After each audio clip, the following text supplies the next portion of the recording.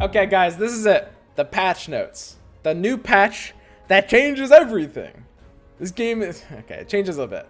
Okay, the weekly little patch. Not a huge patch, but we're going to go through this. Remove summon units challenge. Yeah, Reddit has been complaining about this. It's pretty funny that they removed summons, but there's still this challenge that was kind of impossible to do. Fixed an issue where some abilities that preferred the current target, like Cursive Haze, could be cast outside of their maximum range. Okay, that's basically an insignificant bug. I mean, it's not really a buff or a nerf. It doesn't really change the power level of almost anything. And Tusk got the visual bug changed where the punch just wouldn't end. Added a new notice animation for Tiny. Oh, like the notice me senpai, like when he's on the bench. Okay, sure. Lycan, shapeshift. Fixed an issue where Lycan was healing too much on shift. Sure. Slardar will no longer be cast again on the target currently affected by it. I didn't even realize that was happening. So Slardar was bugged to sometimes try to double cast it and fail. I guess this is technically a Slardar buff. I don't think it changes much. The odds of him winning a fight that he was losing before this change are basically 0. Okay. Venomancer, here we go. Venomous Gale. While Venomancer still only targets units within his attack range 3 cells, the actual Gale projectile travels up to 5 cells. Projectile damage increased to 30, 60, 120 from...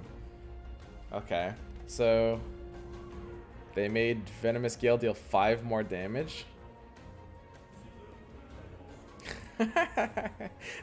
they what the like, okay, hang on, wait a second. They took a thing. It deals 10 damage every 3 seconds. It deals 50 damage. They buffed it from like 70 damage ability to an 80 damage ability.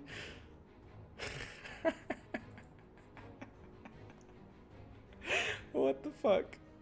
Dude, I'm sorry. That's funny to me. Okay. Viper, here we go. The big one. The spook. Viper is now a scaled dragon. People have actually been memeing about this for a while. People have been like, why isn't Viper scaled? He's scaly. That's a big deal. So let's break this down. Assassin's got, I guess, nerfed. I guess they have 1 less assassin, and Viper was providing tank opportunities and linking to DK. That does actually matter. Them losing Viper does actually affect assassins. They're not like significantly worse now because of that. Like, assassins are still decent, I think. And they switched his ability too. So assassins got a bit worse, and anything else that wanted to complete scaled got a bit buffed. Knights can now maybe complete scaled. Good stuff. Well, maybe actually opt to complete dragons now. I mean, I see this, if anything, this feels like a good stuff buff. Because good stuff was always running a flex scaled. It was usually Medusa or Slark. Now they can run a flex scaled Viper plus the flex dragon DK. Because they have that second flex slot. So now they can run DK in that spot. You can run Viper, DK, and good stuff now. That seems pretty good.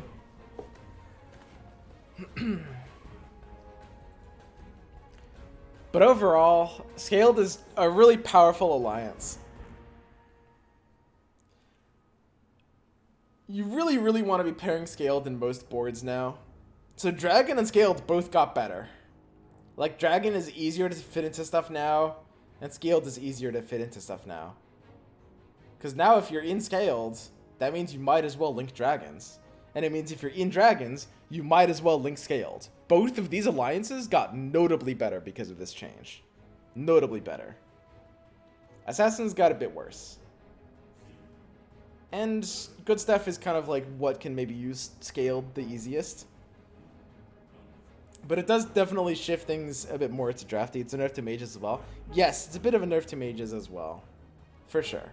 So those are kind of the 4 alliances that got affected by this. Now let's look at him as a unit. Removed Viper strike ability and it gets Nether Toxin. Viper poisons a cell, dealing 50, 100, or 150 damage per second to any unit in it, and disabling the passives. A single cell? Huh. That's weird. It's hard to imagine how good that is.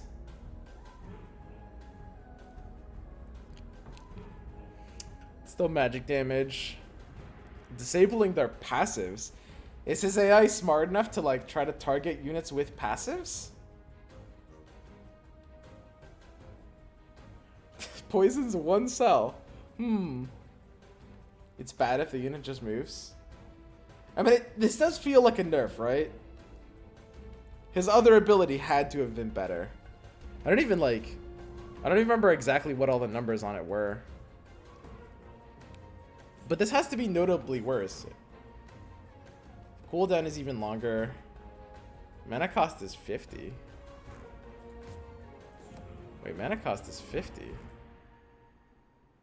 But his mana's 100. It says his mana's 100. Is this the first unit that just casts when it has half mana? Or is something visually wrong here? Wait. What the heck? Viper Strike was actually busted? Yeah, Viper Strike was really, really good. So, Viper is maybe worse. They probably forgot. Well, wait. Is there like something visually wrong happening here? Or does it literally just cast at half mana? What the hell? That's weird. I mean, I guess it doesn't really change anything that he has 100 mana instead of 50. It means he's worse Arcane Boots carrier, and that's it. It's actually kind of a nerf having more max mana in this case. That's kind of funny. What's the cooldown on it? 5 seconds. Yeah, he cast skill with half mana. You see, how did none of the testers find this? That seems weird. Okay. Sure, he cast at half mana. So yeah, overall, even though he got a better alliance, his ability got pretty nerfed. I mean, Viper Strike was a lot better than Nether Toxin. It's hard for me to say without testing this. It's hard for me to say how much worse this got, but it did get a lot worse. So maybe me saying like Scaled and Dragons are more relevant now doesn't actually end up changing much. I don't know. I wonder if Viper is actually just kind of a bad unit now. Because that ability was so important to him. And like, so Knights didn't really need Scaled in the first place that much. They already had some resistance. And also, I don't know if they have room to fit in Scaled. In fact, I suspect that they don't. Which means like, can you really run Scaled and Knights? And the rest of them got worse. So let's look at Knights as a build. Viper got worse in that build. Let's look at Assassins as a build. Well, Viper's not even existent in that build. So that means suddenly, the third option here is Good Stuff. Now, Good Stuff can run Viper in the Flex Scaled slot. And of course, that means the Flex slot is DK. And that's an option for Good Stuff build, which is just, you know, 3 Warrior, 4 Warlock, or whatever. But is that even good? Because if Viper loses Viper Strike, it's like, what's the point of this unit? Knights plus Scaled does work out really well for them, though. I mean, of course, like, you're multiplying the AHP further, naturally. But at the end of the day, usually it feels like something like a 6 Knights build can survive mages. Like, obviously you're getting more EHP out of, like, stacking the magic resistance. But the problem is, if you're already good against mages, you just want to, like, make yourself good against other builds. Viper Strike was basically one-shotting units. Yeah, it basically was. Viper Strike was truly insane. It was actually ridiculous. So yeah, maybe if anything, it's a bit of a nerf to like Knights and stuff. Do you know what's actually interesting here is how Underlords buff stack additively. So I'm wondering if Viper gets 100% magic resist with both dragons scaled active, and so does he heal from enemy magic damage. So magic resistance shouldn't be stacking additively, right? So Viper starts with 20 magic resist, and if he has scaled, it should be multiplicative. Yeah, it's multiplicative. Use is saying magic resistance stacks multiplicatively, which means it is kind of like exponential if you're looking at EHP gains in that way. Something Yusu pointed out, like it looks diminishing, but it's exponential. in terms of the EHP game. But in reality, the diminishing effect comes in terms of the boards that you need to be able to beat, right? It's like you can stack your exponential effects against mages and you'll beat them in terms of EHP, but it will end up being diminishing in terms of board win rate effect, right? Okay.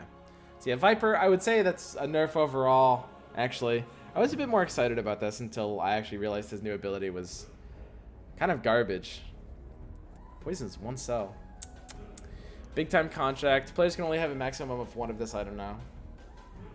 So yeah, it's a nerf to contract. It does feel worse, for sure. This is a buff to TFT. Yeah, I mean, these like weekly updates haven't been that great. Although the one thing to be aware of is the big update is either coming next week or the week after that, right? The big update was stated to be in like the first half of October. Now, most people would think that means like October 10th, that's the Thursday that falls into that window. I'm personally assuming 17th. I think it's going to be a bit delayed.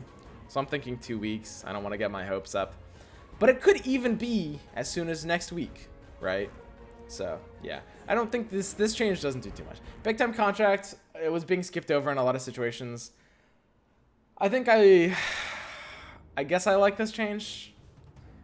I don't know. I mean, I don't mind the idea of allowing multiple contracts if they're weaker. They're basically making this item more competitive but less ridiculous at the same time. I'm thinking the 10th of November. Okay, the big change. This is actually the last change of this patch notes. And this is actually the big one. Savages. Savage ability got a rework. Instead of the bleed, you gain plus attack damage every time you land a hit. So at the end of the fight, Savages will be scary. And I mentioned before, this kind of fits with their unit design a bit better. I like that. The bleed made sense when it, you know, applied to all of their summons. And now that they don't have summons, you know, you need something that works with their unit design, which in this case is crits. Because Tusk and Lycan have crits. Their plus attack damage does kind of work with their crits. That's a cool concept, I guess. I mean, it's kind of neat. It just means that at the end of the fight, you know, Tusk is going to be critting for kind of a ludicrous amount. And they still feel like the same Savage identity, which is just trying to draw out fights. Tank up and draw out fights. So let's actually math this out. So the bleed used to be... It used to be 5, 10, 15 every second, right? And it was stacking. Now it's 4, 8, 15. This could be pretty strong, guys. Is it possible 6 Savage could be decent? Because suddenly the scaling on it is a lot better. The bleed was a pure damage too. Yeah, the bleed was pure damage too, for sure. But like, gaining extra attack damage per attack. So suddenly, attack speed is really important on these. Probably even more than it was, right? So if you have 4 Savages every time you attack, you're gaining 8 attack damage. Whereas before, every time you attacked, you were dealing the bleed damage. It seems a little bit better. It means, like, I mean, if you have a Lycan 3 with, like, a Mask of Madness, he can carry Mask now, right? Oh, no, wait, this is inactive. He can't carry Mask. Lycan 3 with a Moon Shard? That seems pretty scary. Savages are worse against Knights now, praise RNGesus? Yes, because the pure damage was going through the Knight Shield before, and now they're not. So yeah, Knights kind of beat Savages now, I guess. Maybe. Knights are still slow fighters, and Savages might be able to abuse that. So the question is, do Savages still fall off in the late game? Like, how has their identity changed from this? Because their new effect is fairly strong, and it's still good early. Like, having like a Tusk 2 and a Lycan 2 early will smash. Early fights tend to be kind of like more drawn out and more just like back and forth auto attacky before things start really blowing up. Less stuns and stuff, more tankiness.